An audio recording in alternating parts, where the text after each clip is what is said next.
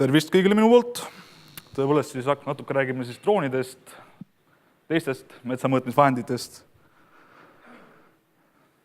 Ja vaatame siis, mis nendega enam-vähem teha saab. Et digilahendused metsas.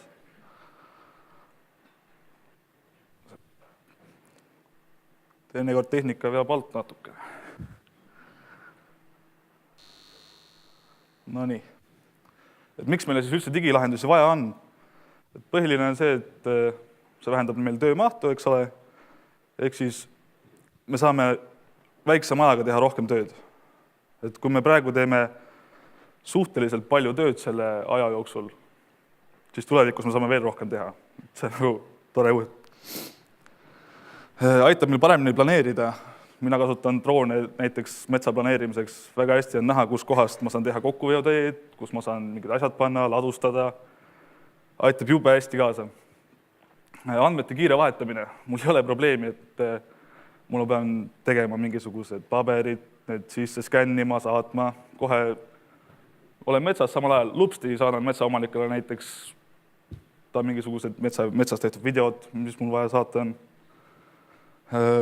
Täpsem, selles suhtes täpsem, et ma saan informatsiooni jagada ja see informatsioon on täpsem.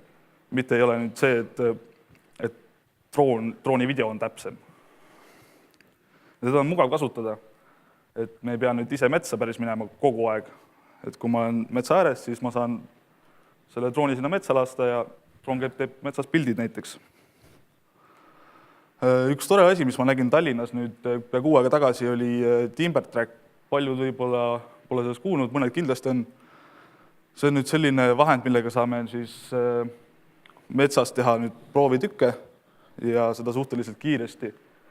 Töötab ta siis laseriga ja ta eeliseks on siis see, et mõne klikiga me saame kätte puu tagavara ja proovitüki nii-öelda punkt jääb siis GPS-koordinaadina salvestatakse ära ja läheb siis üles interneti.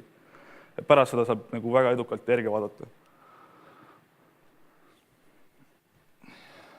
Siin on nüüd nädal aega tagasi tehtud üks drooni ortofoto ühest gaasikust. See on nüüd Google'i kaardi peale tehtud.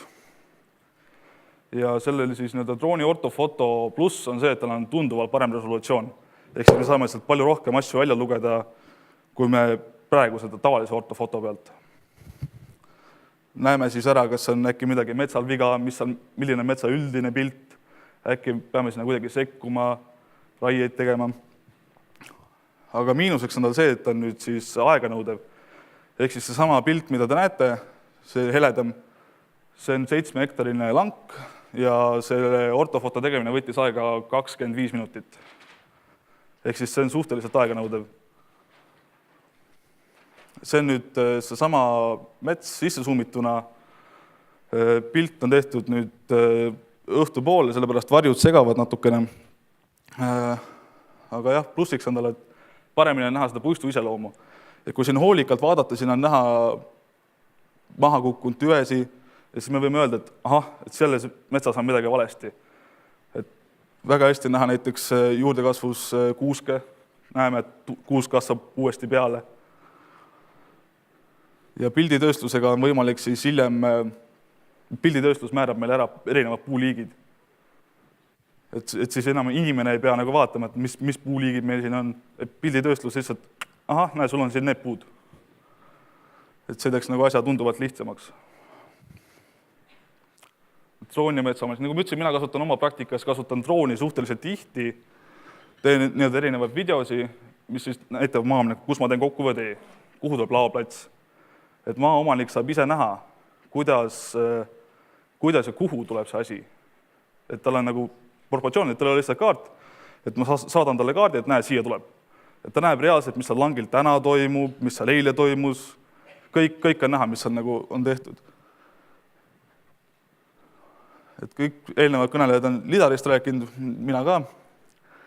Et lidariga siis saab parema ülevaate metsast, aga tähtis on see, et sellega saab rohkem punkte ruutmeetri kohta, kui meil lidari küljes on. Jah, miinuseks on tal see, et kui me võtame drooni ja lidari, siis selle punkti tihedus on küll suurem, ehk siis punkte ruutmeetri kohta on rohkem, aga meil on väiksem mõõdetav ala päevas ja hind on samuti kõrge. Et kas me suudame sama palju tööd teha selle aja jooksul, ma kahtlen, aga eks ma tulevikus näha ole, kuidas see areneb. Aga mis võiks olla siis tulevik? Kui meil visiooni konverents on, siis kindlasti metsandus on rohkem robotiseeritud ja mul on niisugune ulmeline nägemus, et igaüks võiks saada oma metsaandmeid mõne tunni jooksul. Istud kontoris, vaatad, mul on vaja metsaandmeid, saadad kirja äppi või midagi, vajutad nuppu ja paari tunni jooksul on sul kohal. Amazon tegi 1. aprilli puhul ühe video, kus tal oli õhulaev, kus seest tulid droonid välja, kus jagasid pakke. Mul tekkis selline huvitav mõte, et äkki paneks selle õhulaeva hoopis metsa ja drooni tasemel, mis peaks pakka, oleks drooni küljes lidarid. Ja need käiks lendaks siis mööda metsa ringi. Ja üks huvitav asi, mille otsa ma sattusin, oli üks video veel, mis tuleb metsamasinasse kontorist, et kus juhiti Saksamaalt, juhiti Lõuna-Koreasse ekskavaatorit, et kus demonstreeriti 5G siis võrku ja see toimus kõik hetkega. Et miks me võiks täna siis metsamasinat juhtida kontorist, et meil inimesed ei käi nii palju metsas, tulevad kontorisse ja sealt siis juhivad. Aga see oli minu poolt kõik.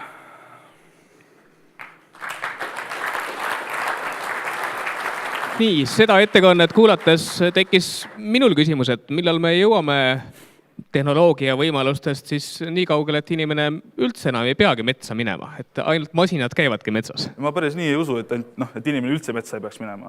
Et inimene kindlasti metsa juurde jääb, aga lihtsalt see töö nii-öelda õlpsustub natukene. Jällegi head konverentsi osalised siin saalis, kellel on küsimusi äsja kõlanud ettekande kohta. Palun tõstke käsi püsti. Mind ka tegelikult huvitaks, et praktilised metsanduses tegutsevad inimesed, et mis pilguga te vaatate selliseid väga tehnoloogilisi lahendusi, kas pigem teie enda tunnetus on see, et jah, seda teeks, selle võtaks kohe kasutusele või pigem on see hoiak natukene skeptiline, võib-olla keegi tahab natukene peegeldada ka.